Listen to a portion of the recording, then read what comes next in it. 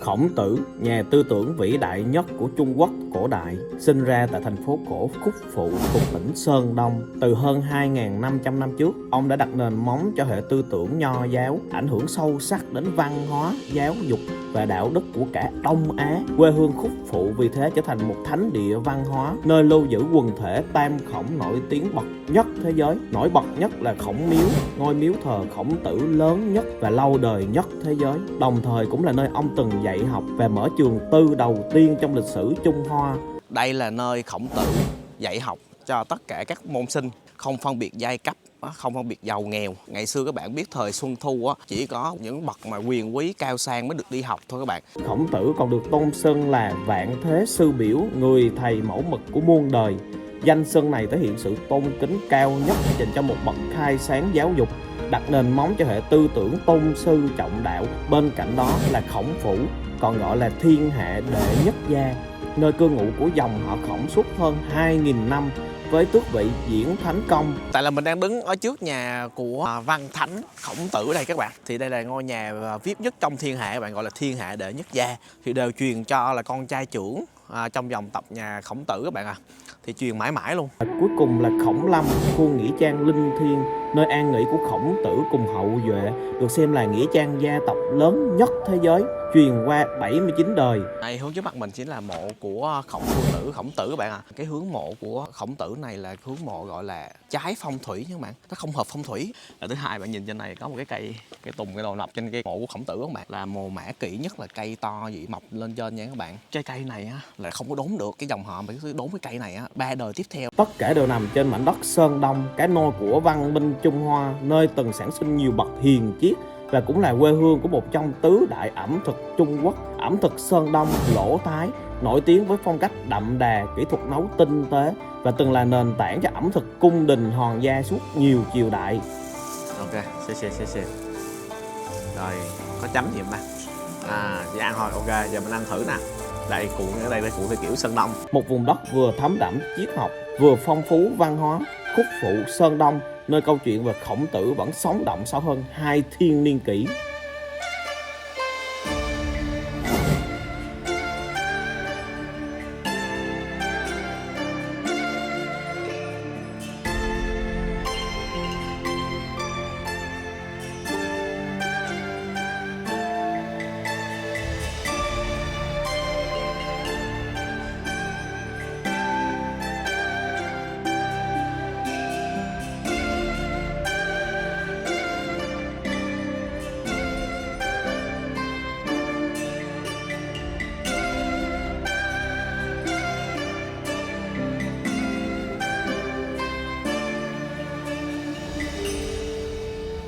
Hello bạn, hiện tại là mình đang đi tàu xuống tỉnh Sơn Đông, một trong những tỉnh rất là nổi tiếng ở tại Trung Quốc.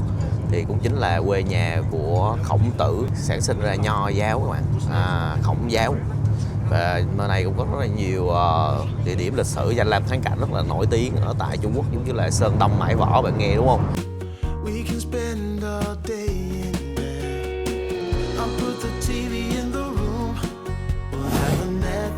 Marathon, Kenny saxophone. We'll order in a bunch of food. I'll put your favorite music on all the way baritone. Yeah. Shut the lights, go infrared.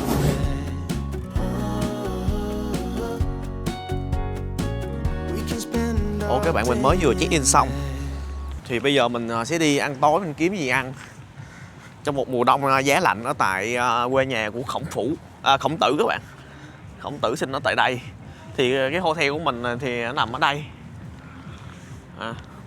Đó, một hotel cũng nhỏ thôi bạn, mới check in trong này. Thì ở chỗ này thì nó nhiều cái cửa hàng ăn uống rồi tạp hóa, siêu thị các bạn, đường phố nè, ở tại Khúc Phụ. Đi kiếm gì ăn cho nó đỡ lạnh các bạn. Đường phố Khúc Phụ bây giờ đang 7 giờ tối. Mùa đông thì nó cũng khá là vắng người ra đường các bạn, lẻo à. Ở Trung Quốc thì có đường cho người đi bộ khá là to, ngập ngã tư nè. Và mình tính đi qua hướng bên này, nó có cái quán lẩu ăn mấy bạn, cho nó ấm cúng. Ở chỗ bên Trung Quốc thì họ được quyền rẽ phải các bạn, nên cái chỗ đi bộ này á nó không có đèn xanh đèn đỏ đâu, nhưng mà họ rẽ phải họ sẽ nhìn mình, họ sẽ nhường cho mình đi qua các bạn. Ở bên Trung Quốc là không có dừng đèn đỏ khi rẽ phải nha, được quyền rẽ phải. Vô coi thử cái quán này lẩu bò, coi thử có gì ăn mùa đông. Ui. Hai dạ chua lẩu bò. Ok, này cũng ấm cúng á. Giờ đây ngồi đây. Dạ, xe. Ồ, các bạn, mình mới vừa lên được cái nồi lẩu ăn rất là ấm cúng ở mùa đông ở tại quê nhà của ông Khổng Tử. Thì đây là cái lẩu này gọi là lẩu Chiều Châu các bạn. Bạn nghe bài hát Cười Đến Từ Chiều Châu thì lẩu Chiều Châu thì ngày xưa lúc trước mình qua Trung Quốc á, mình ăn cái lẩu này một lần rồi. Cái anh Quân, anh người Trung Quốc, anh giới thiệu mình á là ăn cái lẩu này ngon bạn. Cái này là thịt là người ta cắt tươi luôn, có nghĩa là khi nào bạn gọi cái gì đó là người ta sẽ cắt lên cho bạn, là cắt tại chỗ nha. Thì ở đây họ có cái chữ nè, cái thịt này ví dụ như là bạn ăn chỉ cho nhúng cho vòng 8 giây. 8 giây là nó chín, nó không lâu thôi, nó sẽ rất là dai. Cái này cũng là 8 giây. Đó. Và bản thân cái lẩu này, cái thịt này cũng vậy, cũng là 8 giây luôn. Tủy bò. Tủy bò nè. Đông lạnh ngắt luôn à. Đó, mình bỏ vô để ăn các bạn. Cây mình quăng đại một cái không cây đi. Nấm. Bên cây bên không cây. Bỏ hết cho bên này đi. Sơn Đông ẩm thực này rất là nổi tiếng các bạn. Nó không phải là nổi tiếng về cái lẩu này, mình đang là lẩu Chiều Châu, tại vì mình tới đây rất là trễ nên mình ăn cho đỡ đói thôi. Chứ đúng ra là Sơn Đông là một trong gọi là 4 nền ẩm thực nổi tiếng nhất ở tại Trung Quốc. Và Sơn Đông là nền ẩm thực số 1 tại Trung Quốc luôn nha các bạn. Cùng với bạn thấy ăn Tứ Xuyên, Quảng Đông rồi Bắc Kinh đúng không bạn, rồi bạn ăn qua đồ Hồng Kông đúng không. Nhưng mà chỉ duy nhất ở tại Sơn Đông này, ẩm thực này là ẩm thực cung đình. Có nghĩa là nấu cho vua ăn các bạn. Ở Việt Nam mình ẩm thực cung đình Huế là nấu cho vua ăn đúng ở Việt Nam, nhưng ở tại Sơn Đông chính là nơi để nấu cho các đời vua Thừa Bạn, vua Đường nè, nhà Tống, nhà Minh, nhà Thanh. Các đời vua đều là 90% đầu bếp là đến từ vùng Sơn Đông này các bạn. Thì Sơn Đông này chính là kinh đô ẩm thực của hoàng gia hoàng tộc, xuất phát từ quê của Khổng Tử. Và cái nền ẩm thực này cao quý như vậy đã được Khổng Tử ghi vô trong sách luôn nha các bạn. Có trong sách luôn, nên mai mình sẽ review cho bạn những cái quán mà đậm chất gọi là Khổng Tử ăn các bạn. Thì nói sâu hơn về lịch sử của ẩm thực Sơn Đông. Còn bây giờ là đây là cái lẩu Chiều Châu, nó không liên quan gì tới Sơn Đông của nó, tại vì tôi thích ăn không, tôi đói bụng thôi. Bạn nhúng vô đây thì nó có quy định là 8 giây, thì bạn cứ để yên vậy, bạn đếm nè đúng không, là 3, 4, 5, 6, 7, 8 thì bạn phải lấy ra liền. Tại vì nếu mà bạn để hơn nó rất là dai, ăn không có được. Đây là đũa cái các bạn, ăn nó khỏi dơ, chứ nhiều bạn kêu mình ăn thọc vô dơ các bạn. Người ta sẽ chấm vô một chén nước dùng, mình tự pha. Này, miếng thịt này chỉ cần 8 giây thôi.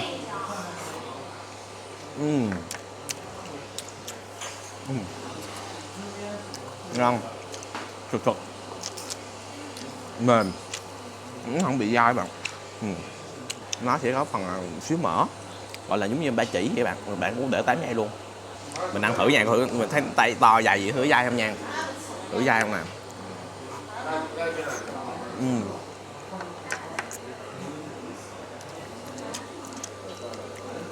Mềm, lúc nữa là 8 giây đúng không ạ. Lại miếng rau để cho ăn. Ở Trung Quốc nó tiện cái là mình đi đâu cũng có tàu cao tốc á, nên mình đi tới các bạn. Tới đây ăn xong rồi đói bụng ăn một xíu. Đây là phần thịt theo kiểu như là thịt lõi bạn. Thịt mông bò nó mềm. Bỏ vô cũng 8 giây luôn.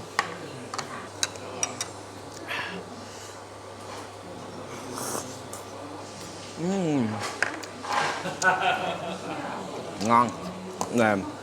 Đây. Có thể mình sẽ ăn miếng tủy bò.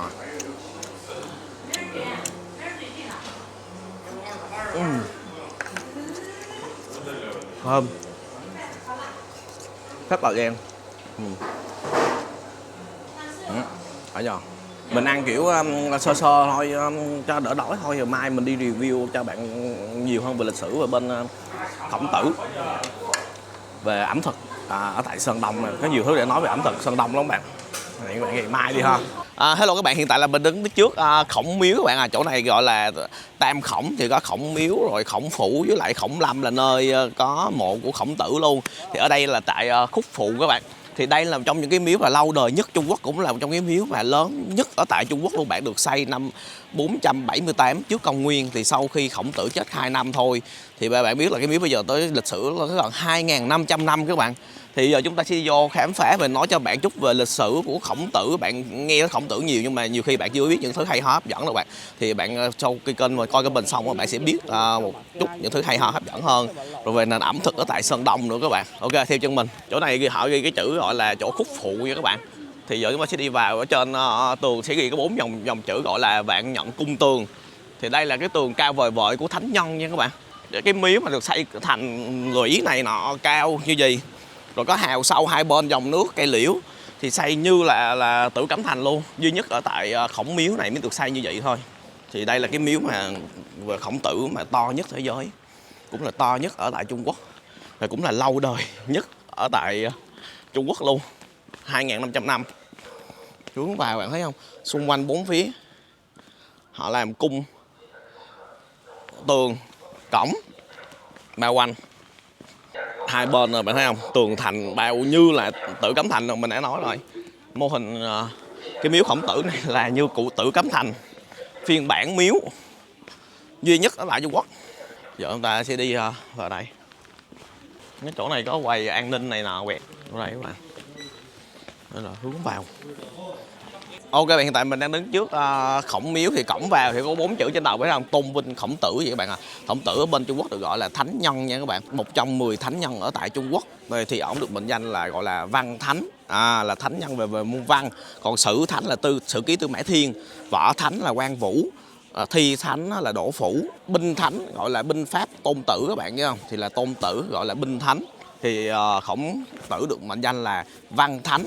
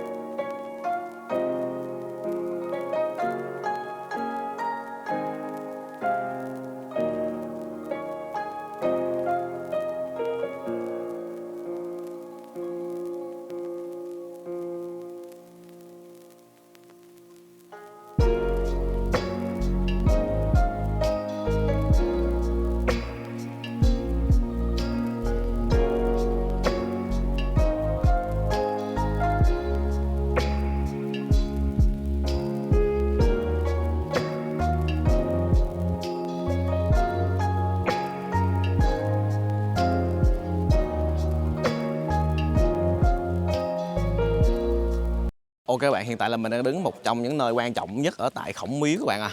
Sau lưng mình chính là đàn hạnh. Đây là nơi Khổng Tử dạy học cho tất cả các môn sinh. Thì các bạn biết Khổng Tử lập ra trường tư đầu tiên ở tại Trung Quốc. Ngày xưa các bạn biết thời Xuân Thu thì thời đó chỉ có quan lại hoặc là những bậc mà quyền quý cao sang mới được đi học thôi các bạn. Thì Khổng Tử là người mang đến một triết lý, đó là muốn dạy học cho tất cả các muôn người, không phân biệt giai cấp, không phân biệt giàu nghèo. Thì nên khi ổng đứng trên này, ổng giảng dạy cho các môn đệ ở tại đây gọi là đàn hạnh các bạn.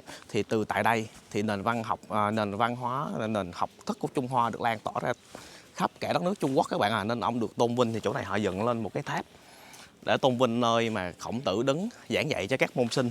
Thì trước mặt mình sẽ là cái trụ. Cái trụ này là để gọi là tế lễ theo kiểu Khổng giáo thời nhà Chu các bạn. Thì ở cái trụ này nó được khắc rồng luôn các bạn, nó khắc chạm trổ rồng luôn. Nó được chạm rồng là tại sao các bạn? Bạn biết ngày xưa con rồng nó tượng trưng cho thiên tử, cho vua. Nhưng mà Khổng Tử tại sao là cái đền Khổng Tử bạn thấy chạm trổ rồng rất là nhiều, tới cái chỗ trước cái đàn hạnh này luôn. Thì tại vì Khổng Tử được phong là thánh nhân. Thánh nhân là gần ngang với lại thiên tử các bạn à. Tới thời nhà Minh, nhà Thanh phong Khổng Tử lên thành vương rồi các bạn à.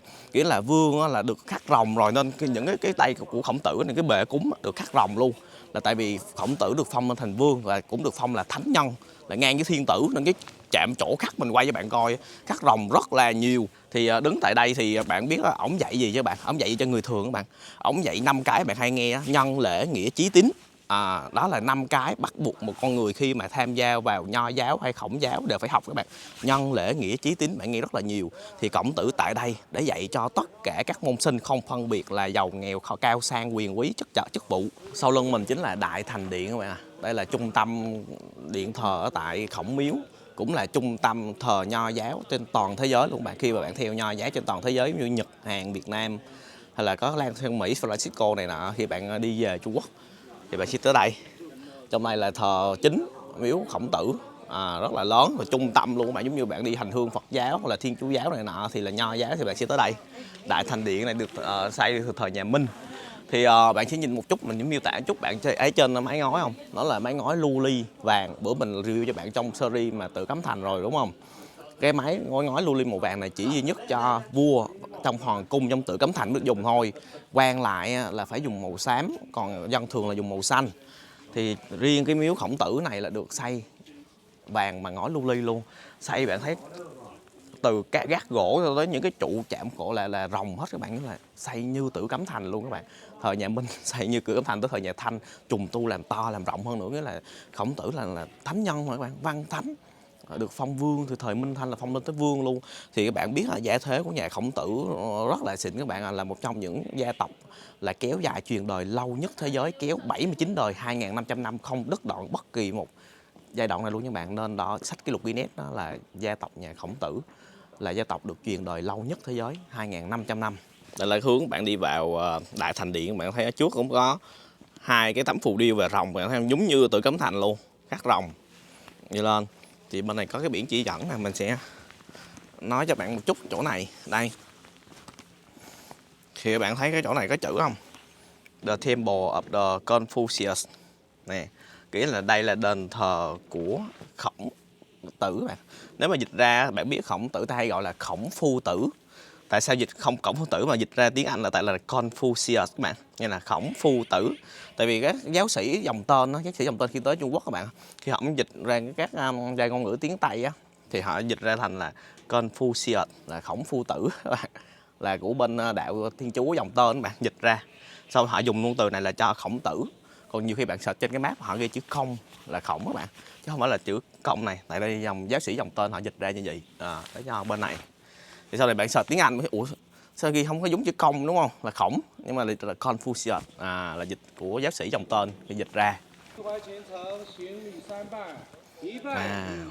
Ok, giờ chúng ta sẽ đi vào nhìn kỹ hơn một chút. Này, bạn nhìn không khác gì Điện Thái Hòa luôn mà, nhìn như cung điện vậy. Tại vì xây theo kiểu Tự Cấm Thành mà, hai bên gian nè, đông tây. Từ từ mình sẽ nói cho bạn nghe. Bây giờ mình sẽ vô đại điện cho bạn ngó. Đây là các trụ được chạm trổ nè, bạn thấy không? Rồng nè, hai rồng đang tranh châu, bạn thấy không? Cắt theo kiểu là trụ của hoàng gia luôn các bạn. Đó, đây hướng vào trước mặt mình nè là Khổng Tử ngồi chính giữa các bạn. Hai bên là các học trò của Khổng Tử. Thì ở trên này nó sẽ có một cái bức hoành phi rất là to, trên cùng cao nhất luôn là Vạn Thế Sư Biểu, thầy của muôn đời các bạn. Đây là bức hoành phi được vua Khang Hy ban tặng. Bức thứ hai ở dưới là gọi là Tư Văn Tại Tư. Thì bức này là do Càn Long ban tặng cho Khổng Tử các bạn. Ở trên là Khang Hy, ở dưới là Càn Long. Tư Văn Tại Tư nghĩa là cái văn học Nho gia xuất phát tại đây các bạn, tại Khúc Phụ.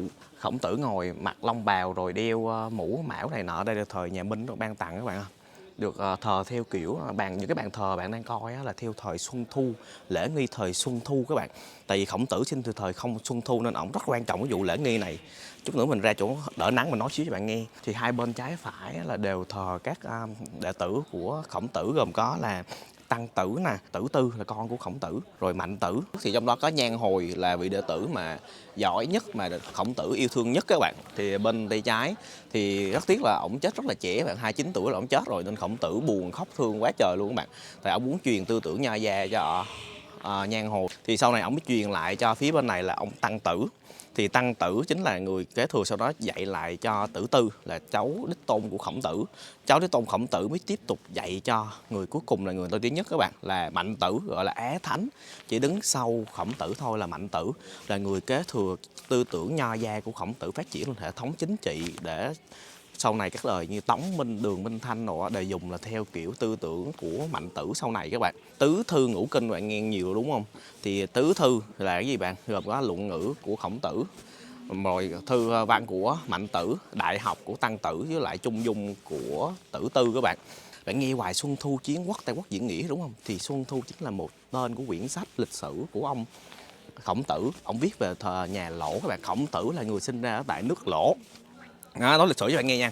Nước Lỗ chính là Sơn Đông ngày nay.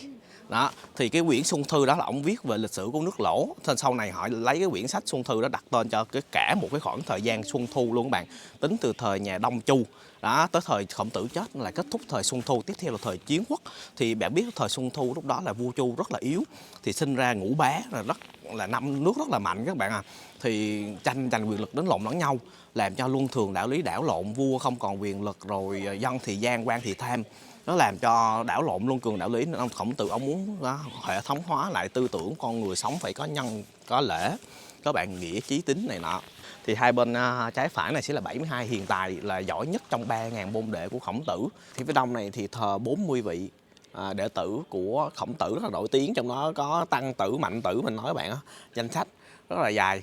Bên này là phía đông, còn bên kia là phía tây, cũng tiếp tục thờ những vị của đệ tử của Khổng Tử. Sau đó có những người thời Tống, thời Minh, thời Thanh các bạn. Nói chung là những vị mà hiền tài, hiền triết rất là giỏi các bạn. Còn 72 vị nổi tiếng nhất của Khổng Tử, rồi thêm những bậc hiền tài, hiền triết. Nhị thập tứ hiếu nữa các bạn, trong này đều cũng thờ nhị thập tứ hiếu là 24 tấm gương về đạo hiếu rất là nổi tiếng của Trung Quốc. Bạn hồi nhỏ hay nghe Nhị thập tứ hiếu đúng không? Lấy thân mình nằm xuống băng để cho băng tan, lấy cá cho mẹ ghẻ ăn, rồi mẹ ghẻ thích ăn măng. Trời nay trời mùa đông lạnh thấy mẹ mang đâu ra ăn các bạn, đi ra nằm ủ sao để cho măng mọc lên, lấy măng cho mẹ ghẻ ăn các bạn. Rất là những tấm gương thời ngày xưa là nhị thập tứ hiếu cũng đều thờ trong này. Bạn biết tại sao lại thờ trong miếu Khổng Tử không bạn? Tại vì Khổng Tử là người đặt cao chữ hiếu hàng đầu. Trong nhân lễ nghĩa chí tín thì chữ hiếu phải lấy làm đầu các bạn. Thì có hiếu thì mới tới có nhân các bạn. Đó, phải hiếu thuận với cha mẹ này nọ trong gia đình đó các bạn. Đó, nguyên một dãy hành lang này phải 40 vị đệ tử nổi tiếng nhất của Khổng Tử. Nhiều lắm. Rồi hai dãy đông tây luôn các bạn. Bây giờ mình sẽ đi qua mộ của Khổng Tử các bạn. Gọi là Khổng Lâm. Có rất là nhiều xe kiểu tút tút. Ông đi qua Khổng Lâm hả? 孔林可远了，4里路呢，坐这个车就行。 Ok. Mình mới trả giá xong 15 tệ. Ok. Chúng ta sẽ xuất phát đi tới mộ của Khổng Tử. Ngay tại miếu Khổng Tử thì bạn có thể có đi bằng taxi hoặc là thuê ông chú đi các bạn, chở đi bằng cái lều. Chú giờ ông đi bằng xe điện thôi nha, chứ không phải là đi đạp xe đạp đâu. Mình tưởng đạp xe đạp, chú đạp xe điện rất là cool ngầu nha. Mình đi cái này chủ yếu tạo công ăn việc làm cho mấy chú mấy bác ở đây, người già rất là nhiều bạn ở Sơn Đông. Đây là đường phố ở tại Khúc Phụ. Vào mùa đông có thành cổ cổng này là đi ra khỏi nhà của Khổng Tử nhà nè. Đó, cái hướng này là nhà của Khổng Tử. Chút nữa mình đi qua mộ Khổng Tử xong mình sẽ quay lại sau các bạn. Nhà ổng rất là dài cả hơn cái cây số lận. Đây là trong những cái nhà mà to nhất ở Trung Quốc, kiểu sau nhà của vương gia rồi với lại tể tướng các bạn, ngang á. Những cái con đường phố tại Khúc Phụ. Thì ở trước là có cả xe ngựa đó các bạn thấy không? Quê nhà của Khổng Tử. Nó cũng nghèo các bạn ơi, người già rồi nhiều làm mấy nghề nè, ngựa chạy trên đường đó bạn. Ngựa nào to mập lắm, ngựa bên Đông Bắc rồi. Ui nó to như là người Sơn Đông. Ok bạn, hiện tại là mình đang đứng trước gọi là Khổng Lâm. Thì đây là khu mộ gia tộc của Khổng Tử các bạn Thì kéo dài 2.500 năm. Đây là khu mộ gia tộc mà lớn nhất thế giới các bạn Trong này có hơn 100.000 ngôi mộ, diện tích to gấp mấy lần Tử Cấm Thành luôn các bạn. Kinh khủng lắm. Giờ theo cho mình vô coi mộ Khổng Tử nè. Khổng Lâm này nó to gấp mấy lần Tử Cấm Thành lên. Sẽ có xe điện đi các bạn. Thì bạn nên mua vé xe điện 20 tệ người đi các bạn. Xe điện đã đi ra tới mộ Khổng Tử các bạn. Dùng xe điện đi luôn mà biết cỡ nào. Cái cổng chính đã đi vào khu lăng mộ của Khổng Tử các bạn, thánh nhân. Thì xung quanh đây là mộ của các dòng tộc của nhà Khổng Tử các bạn. Cũng phải hơn 100.000 ngôi mộ mình đi dọc luôn. Kinh khủng, nó đông. Đây là khu mộ mà tư nhân mà lớn nhất thế giới luôn các bạn. 100.000 ngôi mộ, rộng gì mà gấp mấy lần Tử Cấm Thành. Tuổi đời hơn 2.500 năm, cổ nhất thế giới nữa. Trước cổng thì nó ghi một cái dòng chữ bạn thấy không, gọi là Tứ Thủy Kiều. Đây là cầu sông Tứ. Xung quanh bạn thấy không, hàng ngàn ngôi mộ lớn nhỏ, to nhỏ. Thì mộ nào á mà được đắp to, có bi có văn rõ ràng á, thì người đó có công có trạng có chức có quyền các bạn. Còn mộ nào mà nhỏ thấp thấp á, chỉ là ụ đất á, thì là những người bình thường trong gia tộc. Khu này ban đêm đi có ma sợ đúng không? Đi giờ lạnh lẽo không? Mới 2-3 giờ. Không khí đi vô rất là lạnh. Hai bên có 2 cục. Tưởng mấy con nghề con thúng con gì không biết. Có 2 bên. Đây là cái đền. Đây là cái đền của Khổng Tử các bạn, cái miếu á, để thờ các bạn, chứ không phải là cái mộ của ổng đâu nha. Mộ ổng thì mình sẽ đi ra phía sau này. Đây là cái hình mà thấy nhiều nhất về Khổng Tử các bạn. Thì hồi nãy trong cái điện thờ là bạn nhìn thấy là nhìn rất là lạ đúng không bạn? Thì Khổng Tử đây, tướng tá là bạn thấy không? Mặt rất là to các bạn, tay rất là to. Thì đây bạn có nhiều bạn thắc mắc là Khổng Tử cao mét nhiêu không bạn? Thì mình tiết lộ với bạn luôn, Khổng Tử cao khoảng 1m9 các bạn, rất là to. Khổng Tử là quê gốc người Sơn Đông. Người Sơn Đông á, bạn biết nổi tiếng ở Trung Quốc á, ở vùng Trung Nguyên á, là người thuộc dạng là cao to nhất Trung Quốc rồi các bạn à. Sơn Đông họ cao mà còn họ to bề ngang nữa. Còn sau này có người gọi là Cát Lâm, Liêu Ninh mà phía mạn Đông Bắc thời Mãn Châu các bạn thì mình không tính vô. Nhưng mà vùng Sơn Đông ngày xưa của Khổng Tử ở là người rất là cao, thì Khổng Tử là người rất là cao to các bạn. Rồi bạn biết không, Tuân Tử là người cao thứ hai, ví dụ cao 1m88, là người nói câu rất là nổi tiếng bạn: nhân chi sơ tính bản ác, con người sinh ra rất là ác. Thì Mạnh Tử nói một câu nổi tiếng thứ hai, nổi tiếng nhất luôn á: nhân chi sơ tính bản thiện, nghĩa là người sinh ra là vốn là thiện. Mạnh Tử cao 1m85. Rồi tiếp theo là Tăng Tử, là đệ tử sau của Khổng Tử, bạn cao 1m82. Các bạn, mình đang nói cho bạn nghe là ngày xưa các triết gia, những nhà thánh nhân hiền nhân á, những người quân tử rất là cao các bạn, cao từ 1m8 trở lên. Người ta nói là thân cao 1 trượng, nghĩa là ngày xưa bạn biết thời Xuân Thu á, 1 trượng tương đương với lại 10 xích. Thì Khổng Tử cao đâu đó khoảng 8 xích nhân cho 24 cm. Khổng Tử cao khoảng 1m92 các bạn. Đó, nghĩa là khi ngày xưa người ta nói tới quân tử đúng không? Đấng trượng phu. Đấng trượng phu nghĩa là phu là người nam nhân, trượng là cao 1 trượng tương đương với 10 xích là khoảng 2m4 nha các bạn. Là từ hải các bạn, dạng ví dụ vậy á. Nên khi mà các bạn mà lùn dưới 1m8 á, người ta gọi là tiểu nhân. Thì nói theo quy định kiểu như là nho gia ngày xưa các bạn. Nghĩa là bạn phải cao to thì bạn mới là quân tử, bạn là chính nhân quân tử, bạn là đấng trượng phu. Người ta nói theo nho gia nói á, là người càng cao to thì phúc đức càng lớn các bạn à. Tâm bạn lớn thì tướng bạn mới lớn, phúc bạn lớn thì người bạn mới to bự. Nên Khổng Tử mặt rất là to bạn, tay dài, đây hình ảnh nè, to lắm, cao khoảng 1m9 lận các bạn. Cho dù Mạnh Tử, Tuân Tử hoặc là Tăng Tử hay là Tử Tư, con cháu của Khổng Tử cũng cao lắm, khoảng 1m82, 83 là cháu của Khổng Tử bạn, cao to lắm. Đó là cái bậc thánh nhân, cái bậc mà quân tử ngày xưa triết học á, cao to là như vậy các bạn à. Nên người Việt Nam mình hay có câu là mặt quắc tay dơi nè, nhất lé nhì lùn tam hô tứ quắc. Mình nói vui những cái câu mà dân gian á, ý nói là những lùn thì thường đi với tiểu nhân, mặt quắc tay dơi thì là người cũng tiểu nhân, mặt phải to bự này nọ theo kiểu nho gia. Tại vì ngày xưa là Khổng Tử cũng có về lý số, về bói thuật toán số các bạn. Ok không? Dọc hai bên người ta gọi là giống như con đường thần đạo vậy các bạn. Chúng ta đi thẳng ra. Trước mặt mình đây chính là mộ của cháu nội của Khổng Tử các bạn à, còn gọi là Tử Tư, nãy mình nói bên đền các bạn. Thì đây chính là thầy của Mạnh Tử các bạn. Thì đây là kiểu như là tổ đời nho giáo thứ 3. Cháu nội của Khổng Tử là cùng với Mạnh Tử, cùng với lại Tăng Tử và Khổng Tử viết ra gọi là Tứ Thư đó các bạn. Trong tứ thánh của nho giáo, được chôn phía trước của mộ Khổng Tử. Đi sau ra phía sau thì chúng ta sẽ thấy mộ Khổng Tử các bạn. Hình dáng mộ thì hình tròn các bạn, đắp tròn lên như là mai rùa vậy các bạn. Thì chôn cũng khá là bình thường các bạn, đơn giản. Ở sau lưng thì còn có chữ thời mà Xuân Thu các bạn. Đó, chữ cổ ngày xưa. Đây là phần mộ rất là cao, nhìn xung quanh nè. Ở trước thì có 2 quan đại thần đang cạnh. Thì con đường này là con đường như thần đạo đi trong nghĩa trang thường hay gọi là thần đạo các bạn. Bên tay trái mình là mộ của cháu Khổng Tử, cháu nội luôn các bạn. May có cháu nội kế thừa tư tưởng nho gia nha. Sau khi đi chỗ cháu nội xong đi thẳng trước mặt luôn thì đây là mộ của con trai của Khổng Tử các bạn à. tên là Bá Ngư. Thì Khổng Tử chỉ đúng có duy nhất một đứa con trai thôi, tên là Bá Ngư, và 2 đứa con gái. Bá Ngư này chết sớm rồi, bạn biết ở trong sách luận ngữ của Khổng Tử chỉ nhắc đúng có một câu về Bá Ngư thôi bạn. Thì học trò hỏi Bá Ngư thì như thế nào, ổng kêu cho có giỏi đâu mà nhắc các bạn, dạng vậy các bạn. Thì con trai của Khổng Tử thì tính tình rất là hiền lành, chất phác các bạn, nghĩa là nghe lời cha này nọ các kiểu, nhưng mà kiểu như không có lanh lẹ thông minh. Nên Khổng Tử đánh giá quá cao, nhưng mà đời cháu các bạn, hồi nãy mình review bạn cái mộ trước á, thì cực kỳ giỏi luôn. Đó là một trong những người kế thừa tư tưởng của Khổng Tử.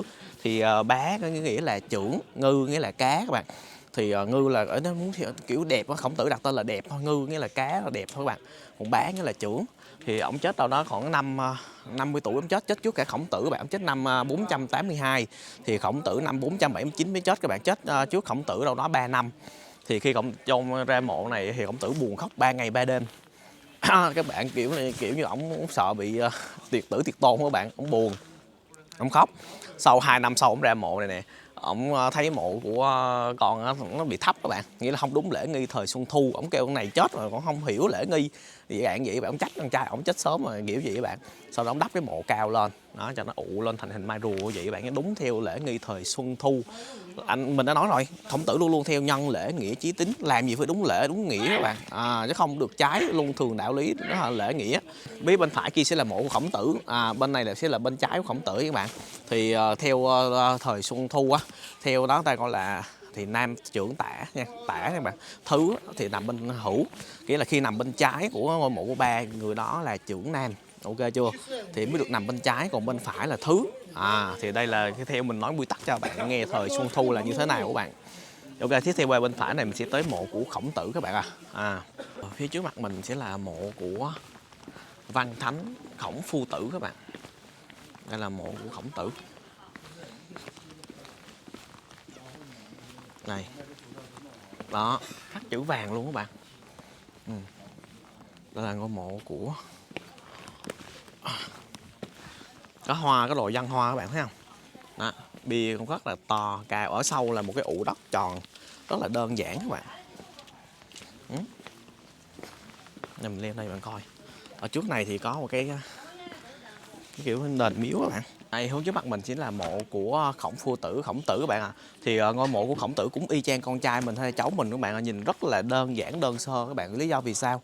Thì bạn biết là Khổng Tử được là gọi là phong là thánh rồi được phong vương này nọ kiểu, nhưng mà ổng nói là khi mà ổng mất, ổng chết, ổng mới nói là ổng muốn sống đơn giản, chôn theo kiểu đơn giản nhất thôi các bạn.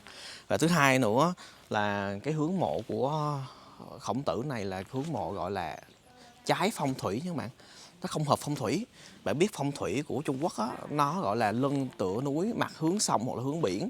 Cũng như mình đi chỗ miếu Khổng Tử là đi từ cổng Nam đi ra cổng Bắc đúng không bạn? Luôn luôn là đi cổng Nam. Thì cũng vậy, cái hướng của mộ Khổng Tử cũng không có tựa núi mà mặt cũng không hướng suối luôn.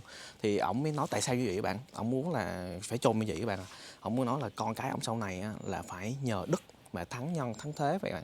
Nghĩa là sống làm sao mà mình phải sống tốt đời đẹp đạo chứ không phải mình chờ hưởng từ công đức đâu trên trời tổ tiên đưa xuống các bạn. Nên ổng muốn chôn theo kiểu là không cần phong thủy, nhưng mà Khổng Tử là người rất là giỏi về toán số, về phong thủy, về này nọ các bạn, chứ không phải là đùa đâu, rất là giỏi.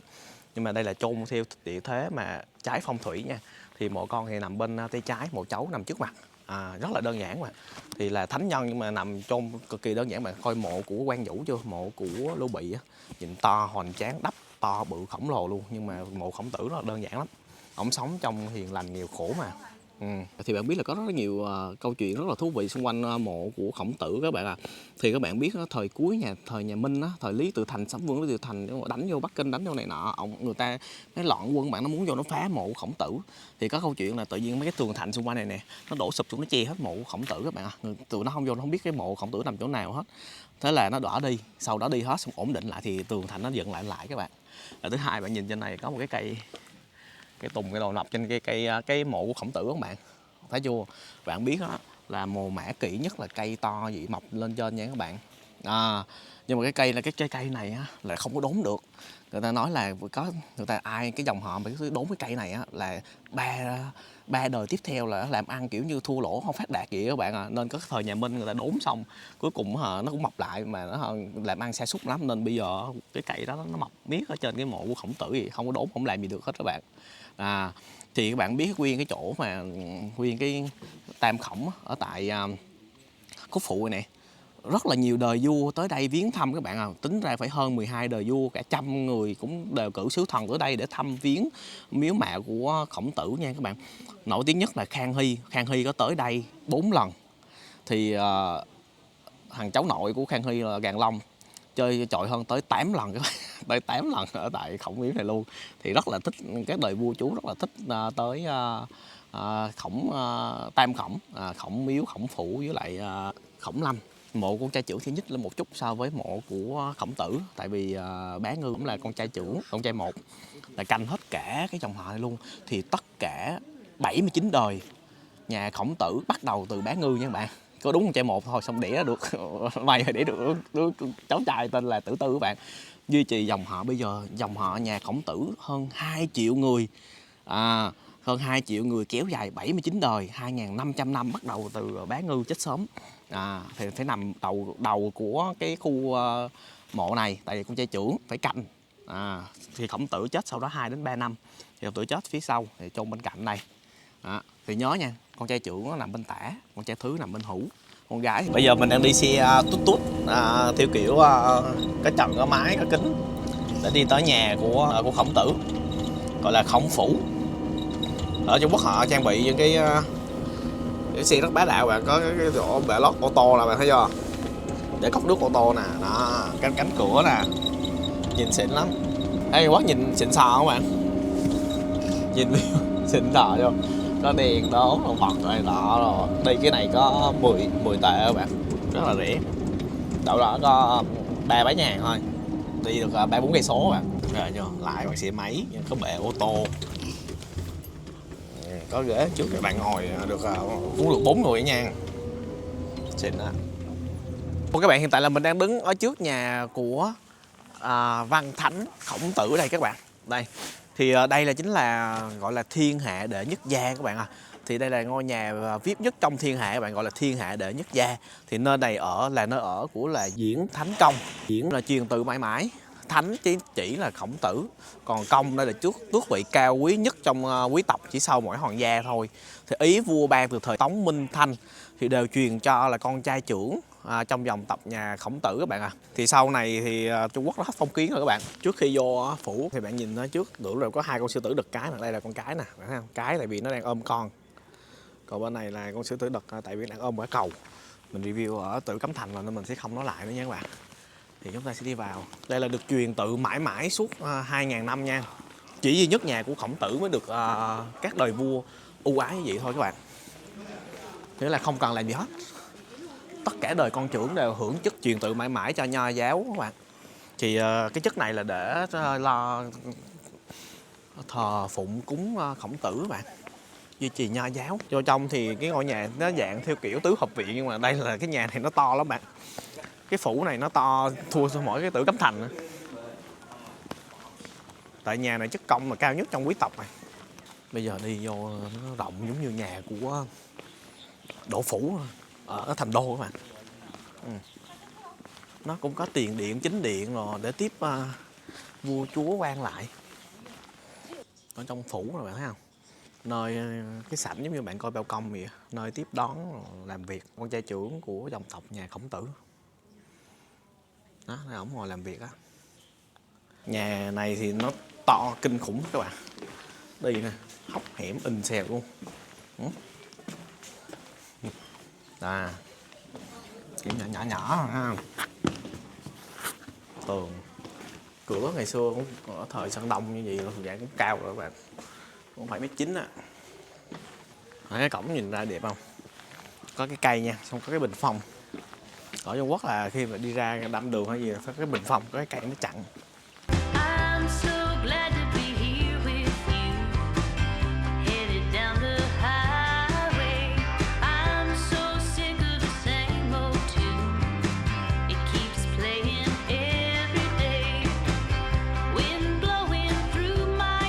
Sau khi thăm nhà, thăm miếu, thăm mộ Khổng Tử xong, chúng ta sẽ đi ăn đồ ăn Sơn Đông các bạn. Đồ ăn theo kiểu Khổng Tử. Chúng ta sẽ đi vô cái con hẻm, tìm cái con hẻm vô tìm đồ ăn các bạn. Ở Trung Quốc thì có mấy con hẻm thì họ đậu ô tô trước để ăn. Có mấy nhà hàng nhỏ kiểu như vậy thấy không? Tìm đồ ăn Sơn Đông.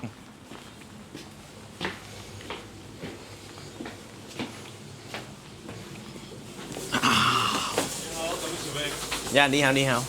Chú. Dạ. Không gian các bạn. Nhỏ tôi phải đi tìm đặt taxi không ra luôn. Dạ, xia. Thì mình lên món đầu tiên, đây là món đậu hũ xông khói. Thì đây là món gọi là Khổng Tử rất là thích ăn. Bạch thảo quả cũng là cái món trong Khổng Tử chúng mình giải thích cho bạn nghe. Tiếp theo đây là món đặc sản đặc trưng ở tại Sơn Đông, mà hầu như tới Sơn Đông là bạn phải ăn cái món này các bạn. Nó có đầy đủ thành phần là có một cái bánh đá cuộn, một cái gì chiên giòn rồi cái này, rồi bạn sẽ chấm vô cái đây cuộn cho mình coi thử là cuộn như thế nào nữa bạn. Ăn theo kiểu Sơn Đông. Chỗ cái cuộn nó dài vậy.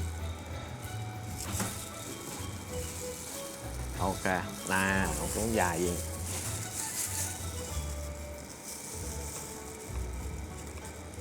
Này là giống kiểu bạn trên dịch qua Bắc Kinh đó bạn. Thì ở Sơn Đông thì họ có cái món riêng này.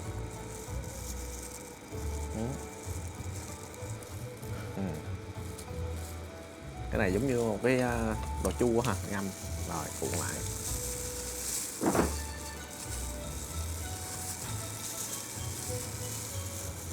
Ok, xe. Rồi có chấm gì không ta? Chấm gì?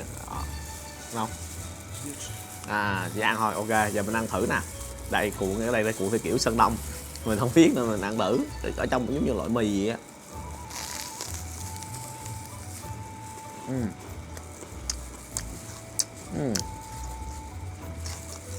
Cái nước chấm nó mặn các bạn, nó mặn vừa. Miếng này giòn, nó không dễ ăn bạn, cũng ngon á. Một dạng này kiểu như là ăn chay các bạn. Ngon, loại này của Sơn Đông ngon, ăn rất là nhẹ, vừa ăn. 90% đầu bếp nấu trong cung đình, trong cung vua bạn, từ nhà Thanh, nhà Minh, nhà Tống ví dụ gì là đến từ Sơn Đông. Như ở Việt Nam mình đã nói là Huế là nấu cho cung Huế đúng không? Thì ở tại Sơn Đông cũng vậy, là nấu cho cung đình. Nhưng mà hỏi tại sao đầu bếp Sơn Đông lại nổi tiếng là nấu cho cung đình các bạn? Thì bạn biết nguồn gốc của Sơn Đông á là họ cái vùng gọi là đồng bằng màu mỡ, rồi có biển ở đồ nên có seafood hải sản, rồi có lúa mì, lúa mạch, bột bánh, tùm lum rất là nhiều, nên sản vật thiên nhiên họ rất là phong phú, nên họ nấu ăn nấu uống đó cũng rất là đa dạng các bạn. Đây là cái món mà Khổng Tử nó rất là thích ăn các bạn. Đó, đậu phụ Khổng Tử, ở đây là smoke nên họ làm hun khói lên các bạn, trong họ xào. Rồi cái món này cũng chứ danh đó tại Sơn Đông.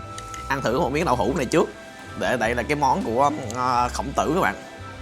Mà smoke là đang nấm mèo, lại chút cay. Rất là nhẹ, rất thanh bạn. Để đây đó, Sơn Đông đó, ăn rất là nhẹ, rất là thanh. Xì. Tôi đang lên những cái món là rất là nổi tiếng ở tại Sơn Đông. Thì cái món này là món cá cay theo kiểu Tứ Xuyên các bạn. Gà nổi tiếng của Khổng Tử hay thích ăn lắm bạn. Khổng Tử ăn, mình nói cho bạn biết Khổng Tử ăn rất là cầu kỳ, không phải dễ chịu đâu. Ăn thử miếng gà nha.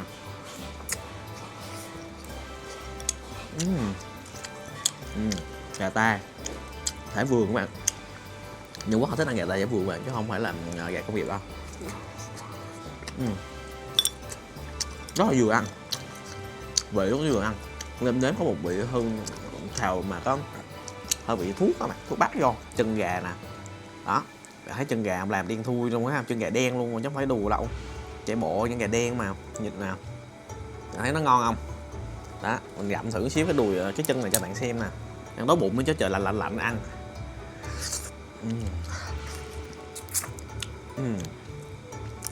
Rất là ngon nha, vừa ăn.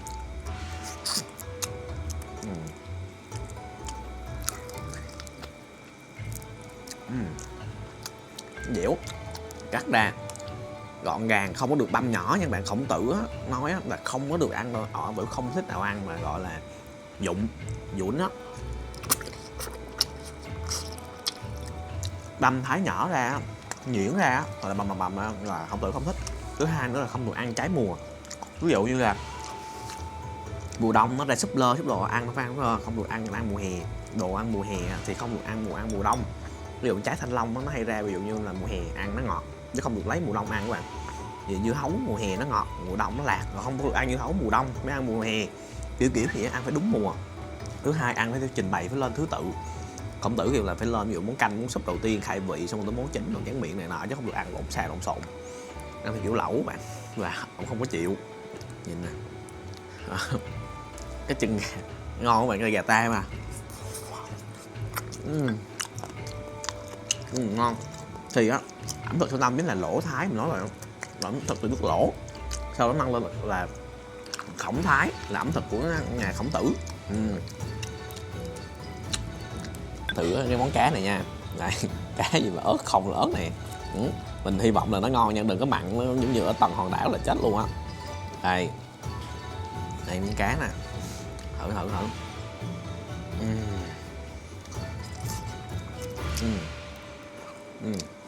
Phương cái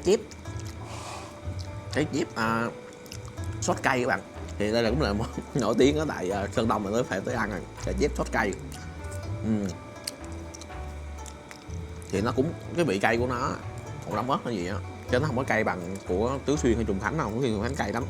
Người Sơn Đông mà mình nói bạn là họ không ăn cay, họ cũng không ăn mặn, mà ăn vừa thanh đạm như kiểu Khổng Tử. Khổng Tử đặt đây là nếp gia giáo đó bạn à, ăn trong nồi ngồi trong hướng rồi ăn theo mâm theo đồ. Ở Việt Nam mình thì mình thấy ở phía Bắc á, ăn rất là chuẩn theo kiểu Khổng Tử luôn các bạn, ăn đúng với mời này người kia. Ví dụ như cái món này là món nổi tiếng với Khổng Tử các bạn, đây gọi là cái cây bạch thảo quả này, tên rất là đẹp. Thì cái món này gắn liền với việc sự tích là Khổng Tử dạy Tăng Tử các bạn à. Thầy Tăng Tử là người kiểu như là không thích lễ, rất là thông minh giỏi này nọ, là thầy của Tử Tư các bạn, là cháu của Khổng Tử, nhưng mà không thích theo kiểu lễ ở đây là phải theo vòng lễ nghi á, sống cẩu thả. Ông đeo cái này ra để ông dạy dỗ Tăng Tử, nên cái món này nổi tiếng ở tại Khúc Phụ. Tới đây hầu như nhà hàng nào bạn cũng ăn cái món này hết. Cái hạt của nó đây là hạt sốt ngọt các bạn. Mình ăn cái hạt này nó không có đắng gì đâu. Bạch thảo quả mình nhớ đắng, nhưng mà cái này nó chua chua một chút mà ngọt. Sốt với miếng gà nè, gà chiên giòn hơn, ăn nó cũng rất là ngon. Món này ăn cũng ngực rồi đó. Thì cái món này gắn liền với việc dạy học của Khổng Tử. Thì con cá chép này nó nhiều xương quá thì ăn vị rất là ok, họ làm không có tanh hôi gì hết đó. Thật sự con cá chép này ăn rất là ngon, thịt nó ăn rất là ngọt mà nó không có bị cay quá bạn nè. Nhưng mà buồn cái là nó xương, mà nó xương chứ y nó mới chịu, nó cũng y rồi. Nó mất họng á. Xương này nó mất họng nhưng mà ngon. Con cá chép này nó ngon các bạn, họ làm rất là ok, vị mà rất là vừa ăn luôn. Mình không biết biểu tả sao, nhưng cái tay nghề này Sơn Đông này mà nếu mà so với đầu bếp Hồng Kông là cũng 19-10 rồi. Mình rất là thích nền ẩm thực của Hồng Kông về cái việc mà chiên xào nấu theo kiểu này nè. Hồng Kông thì nấu mới xấu dách luôn các bạn. Thì đó là vùng từ Quảng Đông, Quảng Châu, Kiều Châu họ đi qua Hồng Kông, ngày xưa họ di cư đi các bạn. Thì dòng tộc nhà Khổng Tử cũng kéo tới 79 đời. Thì sau khi cách mạng mà văn hóa, rồi cách mạng là thời mà dân quốc đổ bạn, thì họ đi qua bên qua Đài Loan, cũng một nhánh đi qua Đài Loan rồi bạn, rồi đi qua Mỹ, rồi Canada, rồi ở Sơn Đông này nữa. Hiện tại là 79 đời. Thì ok, cái món này mình ăn mình cảm nhận là nó ngon, bạn nên ăn thử đi, nó cuốn vô ăn cũng ok. Rồi đậu hũ này thì bạn ăn với thịt gà này cũng rất là cuốn. Gà này thì mình nói bạn là như gà thả đồi ở bên Việt Nam mình rồi. Họ làm nóng sốt coi, vừa ăn luôn.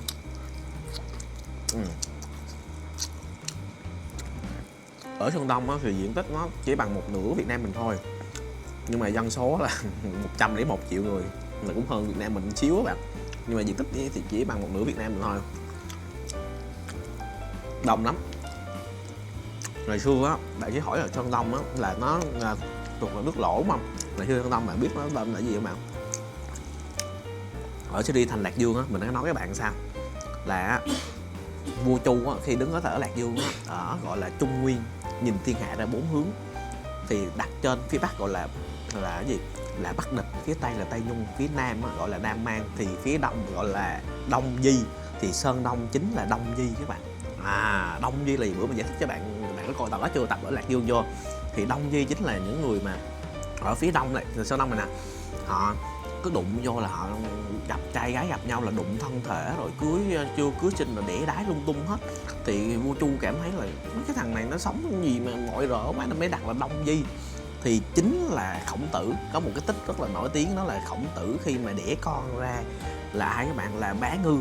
Bá Ngư là con trưởng mình nói nãy cho ở ngôi mộ là chết sớm các bạn, 50 tuổi chết sớm đó, thì Bá Ngư được Khổng Tử đẻ ra năm 19 tuổi. Khổng Tử 19 tuổi đẻ ra Bá Ngư nhân đến. Uống thịt gà ngon quá.